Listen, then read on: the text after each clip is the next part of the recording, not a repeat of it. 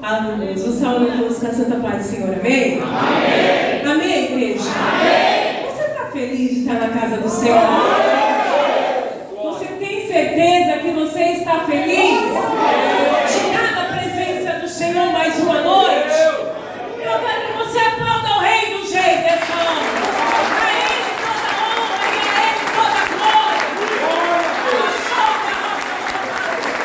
Aleluia.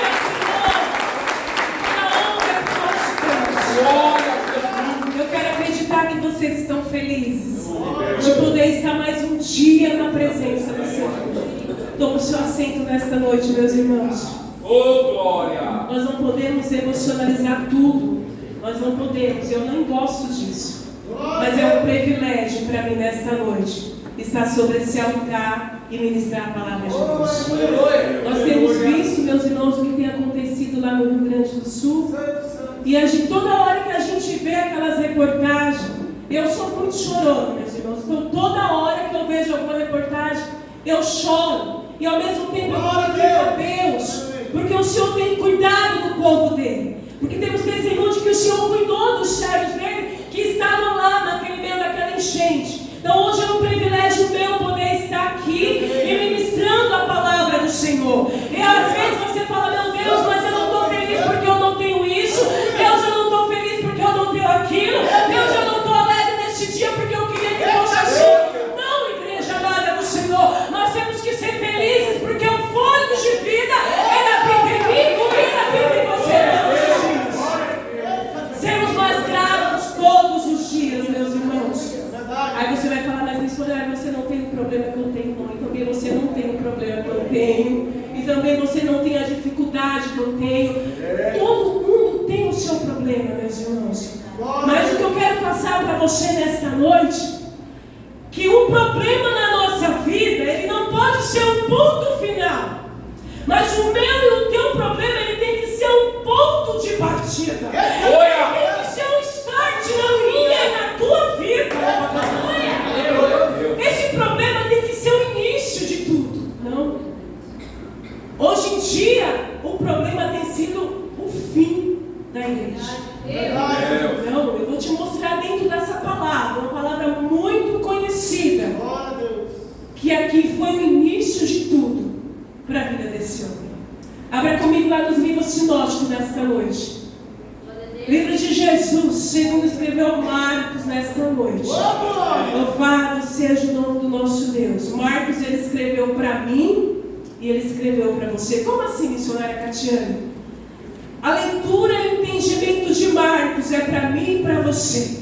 É de fácil entendimento, porque quando o Espírito Santo quer falar comigo e com você, ele usa palavras fáceis, de bom entendimento, mas aquela palavra, ela tem que entrar no vosso coração, ela tem que fazer morada, mas ela tem que criar mudança de vida na tua vida, em nome do Senhor Jesus.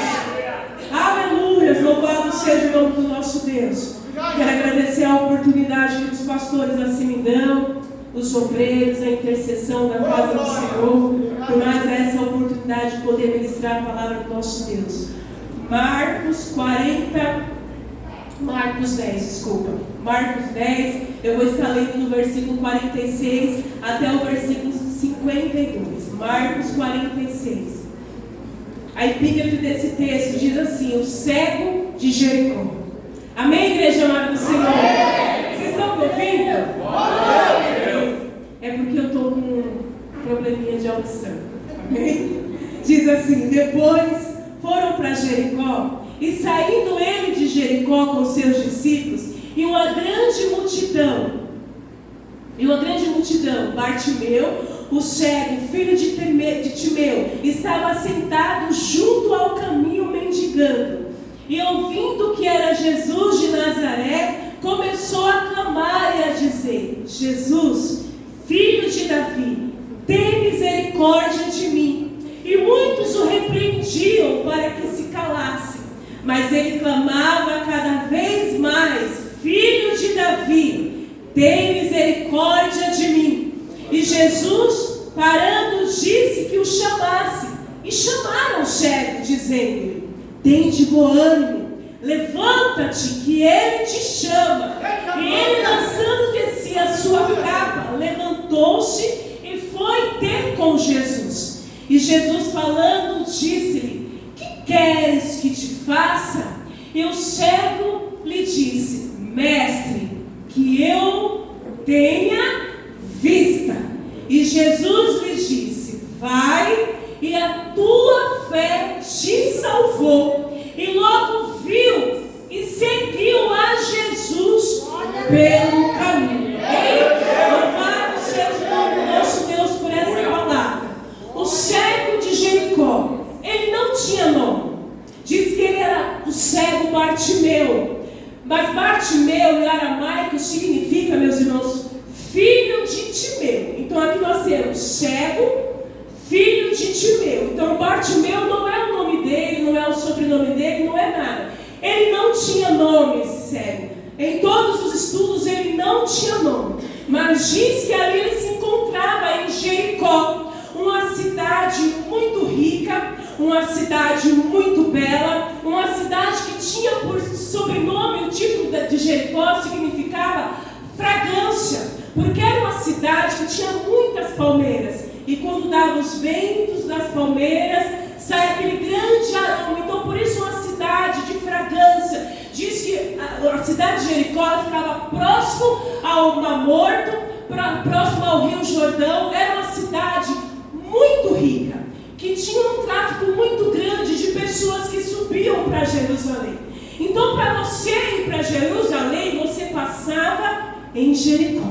E diz que Jericó também, meus irmãos, naquela época, neste momento aqui, da cura desse cego, estava acontecendo a festa da Páscoa, aonde muitos dos judeus subiam para a festa da Páscoa.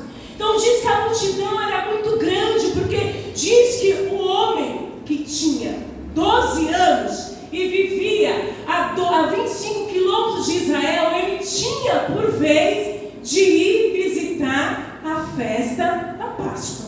Só que você concorda comigo que nem sempre em todas as viagens nós conseguimos ir. Nem sempre toda criança de 12 anos consegue ir uma viagem. Então por isso eles se aglomeravam ao caminho de Jericó. Eles ficavam no meio do caminho de Jericó. Por isso a grande multidão. E diz que ali naquele meio daquela grande multidão se encontrava um cego. E diz, meus irmãos, que ele estava num ponto muito estratégico. Ele estava bem na saída de Jericó. E essa saída de Jericó, diz que ali esse cego, ele tinha uma capa sobre os seus ombros. Que, tipo ali, o pessoal de Roma, tipo, o governo de Roma, ele dava essa capa para o cego. Ele tinha autoridade. Diz que como ele era mendigo, ele podia transitar no meio daquele povo, com aquela capa sobre a vida dele. Então ele tinha um lugar estratégico, ele tinha uma capa que foi autorizada por Roma, e ele ficava no lugar onde muitas pessoas passavam, muita gente rica. Diz que ali o tráfico de pessoas que subia e descia no comércio, diz que ali o azeite era muito comprado e muito vendido. Então Jericó era uma cidade muito frequentada, era uma cidade agradável. agradável. Era uma cidade de pessoas muito ricas, mas ali na porta de Jericó se encontrava um homem cego, um homem que estava mendigando. E diz, meus irmãos, que ali entre os mendigos, eles sabiam que as pessoas, quando entravam em Jericó, entravam com dinheiro. E quando saía de Jericó, já não mais estavam com dinheiro, porque todo o comércio era em Jericó. Só que o cego de Jericó, ele foi muito inteligente, meus irmãos. Ele, quando ele ouve aquela confusão, aquele alvoroço, ele pergunta quem é que está passando por ali. E diz que quem está passando por ali é Jesus de Nazaré. Então Jesus de Nazaré, ele já está saindo. Só que ele sabe que Jesus, o Jesus de Nazaré, o Rei dos Reis, ele pode entrar e sair em qualquer cidade, que ele vai entrar cheio de poder e vai sair também cheio de poder. E diz que quando ele clama pelo Filho de Deus, ele sabia que ele estava clamando por um homem que entrou em Jericó com posses, com poder, com autoridade, mas também que estava saindo do mesmo jeito que entrou em Jericó, com poder, com glória, com liberação, com poder e com unção na presença do nosso Deus. Aleluia! O cego de Jericó, ele era estratégico. Ele estava num ponto estratégico. E ele não tinha, meus irmãos, a visão. Ele não tinha, ele era cego, sim. Mas ele tinha a audição. E o que eu quero falar para você nesta noite? Muitas vezes você não consegue trabalhar com aquilo que você não tem. Você insiste em trabalhar com aquilo que você não tem, não. Se você não tem a visão, vamos trabalhar com a audição. Por isso eu falo para você, o meu e o teu problema, ele não pode ser o fim, ele tem que ser o início. Esse cego estava ali mendigando, ele podia dizer, aqui é o meu fim, eu não posso enxergar, não, ele não pode enxergar, mas ele pode clamar na presença de Deus. Ele não pode ver, mas ele podia ouvir, ele podia clamar. Trabalhe com aquilo que você tem, igreja, para você não. Eu não sei pregar, mas você sabe orar, então ore, meus irmãos. Então ore, minha amada, papai. Meu casamento está em ruínas, mas eu não sei o que fazer. Você sabe pelo menos dobrar o joelho e clamar: Jesus, filho de Davi, tem misericórdia do meu casamento. Trabalhe com aquilo que você tem. Eu tenho um salão de beleza, eu só sei cortar cabelo. Corte cabelo. Não sabe fazer unha? Amém, arrume uma manicure, mas vamos trabalhar com aquilo que nós temos. Mas hoje em dia assim, eu não sei, eu não posso, porque a irmã não me ajuda, porque eu mandei mensagem para a irmã não me ajudou. Não, meus irmãos, trabalhe com aquilo que você tem. Trabalhe com aquilo que está dentro de você. A tua mudança é uma parceria tua com Deus. A tua vitória, o teu milagre é uma parceria tua com Deus. Não é a tua parceria com o teu irmão, não é a tua parceria com o teu pastor, não é a tua parceria com o intercessor, não. A tua vitória é a parceria tua com Deus. O pastor, ele fica quase 4 meses no pique, é isso, pastor? Eu não incomodo. Porque eu sei que eu não posso contar, porque ele está no trabalho pesado. Sabe o que é a minha parceria? É Jesus. Mas hoje em dia você sempre quer ter uma muleta do teu lado. Sabe por quê? É para você ter uma desculpa. Eu não consegui, porque a minha muleta não me ajudou. Mas se ajuda Deus e me ajuda. A tua parceria é com Deus. É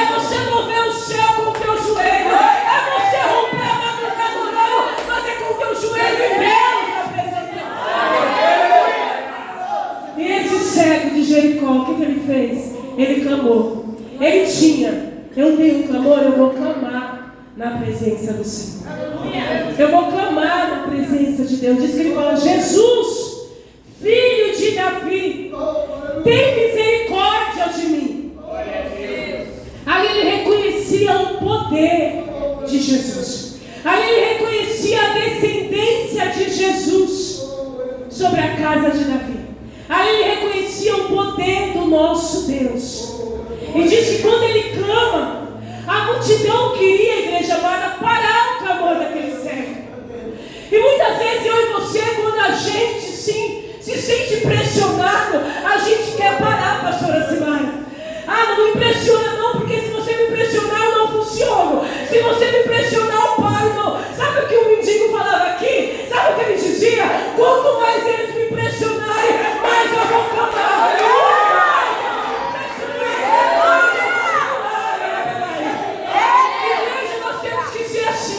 Quanto mais me impressionar, de mim vai sair clamor, de mim vai sair oração. Quanto mais me impressionar, sabe por que teve um que foi pressionado, teve um que foi aprisionado, teve um que foi prensado e mesmo assim não desistiu? Por que eu vou desistir? É na hora da pressão, quem mais? Na hora da pressão, quem mais?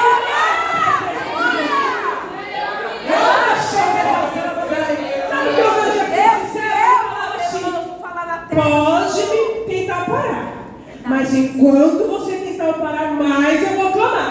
Quanto mais tentarem me fazer calar, eu vou clamar. Estão me pressionando, aí é que eu clamo. Aí eu vou clamo, aí é que eu clamo. Fala da aleluia.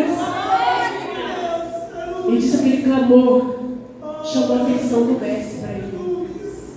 Olha o segredo de nós fazermos o mestre olhar para mim e olhar para você.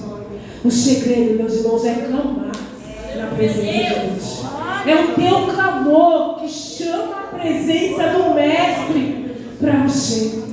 Às vezes nós perdemos tempo com tantas coisas e não conseguimos fazer um clamor e chamar a atenção do mestre para nós. Louvado seja o nome do nosso Deus. E diz que o Senhor fala assim: chama ele para mim, porque tem alguém clamando o meu nome. E diz que naquela época, meus irmãos de Roma, podia os mendigos estar ali. Podia, todos os soldados de Roma, sempre postos na cidade, todos bem enfileirados, eles aceitavam os clamores dos mendigos. Só que quando viram que ele começou a clamar demais, os soldados romanos ficaram preocupados de fazer muito alvoroço e cair para cima de quem? Para os soldados de Roma. E diz que os soldados de Roma também chegam em cima. Segundo a tradição judaica, diz que os soldados de Roma também chegam em cima ali do cego de Jericó. E o Senhor fala: não, deixa ele vir até a mim. Deixa ele vir até a minha presença. E diz que ele chega até a presença de Jesus. E Jesus olhando e colocando os olhos nele, Jesus vê ali uma pessoa que não tinha a identidade dele, meus irmãos, era a capa. Porque a capa identificava quem ele era. E é tão engraçado que capa de um livro, identifica o que é. Olha essa capa. Identifica que é uma Bíblia. Identifica que é um livro. E a capa identificava quem era aquele cego. Só que aquela capa identificava uma identidade que não era dele. Não era. Igreja amada, o mundo tenta nos rotular.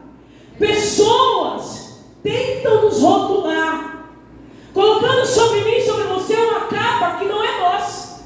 Uma identidade que não era nossa. Uma identidade que não é minha, não é sua. E diz que quando Jesus chega e olha para ele e vê um homem com uma capa, uma identidade que não era dele, nós não sabemos o que aconteceu, que ele estava ali, porque tem muitos relatos de que ele foi, que tiraram a visão dele, que furaram a visão dele. Então, muitas coisas que falam, muita tradição, muito descontradimento. Então eu falei assim: não, eu vou focar aqui, é na cura dele.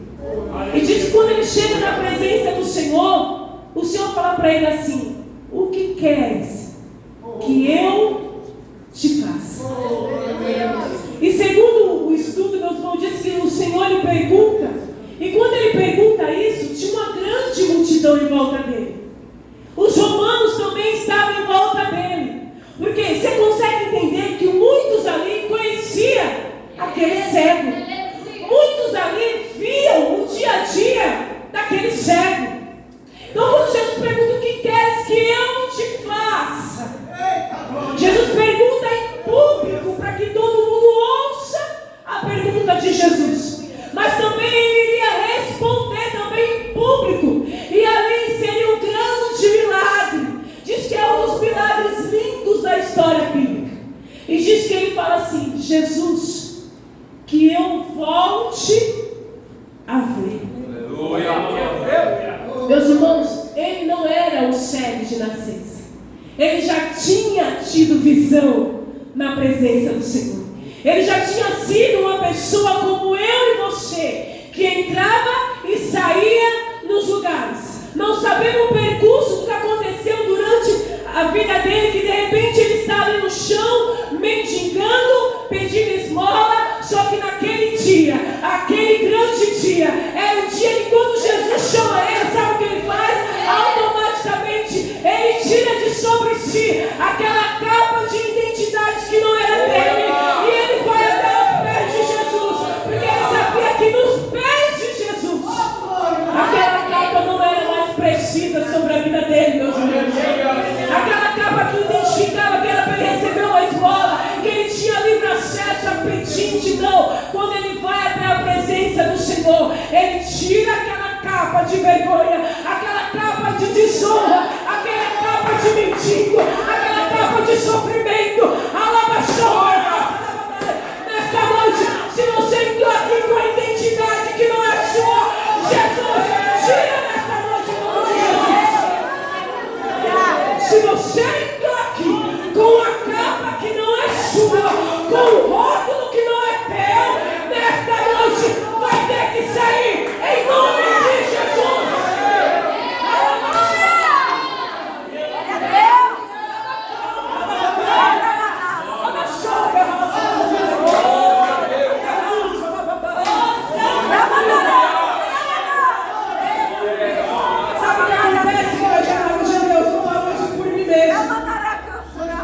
O inimigo te rotula e você fica com aquele rótulo sobre a tua vida, e aquilo vai morrendo, aquilo vai te morrendo, aquilo vai te lançando para a profundeza, aquilo te faz mal. Não deixe Satanás rotular a tua vida. Você é filho do Deus Altíssimo.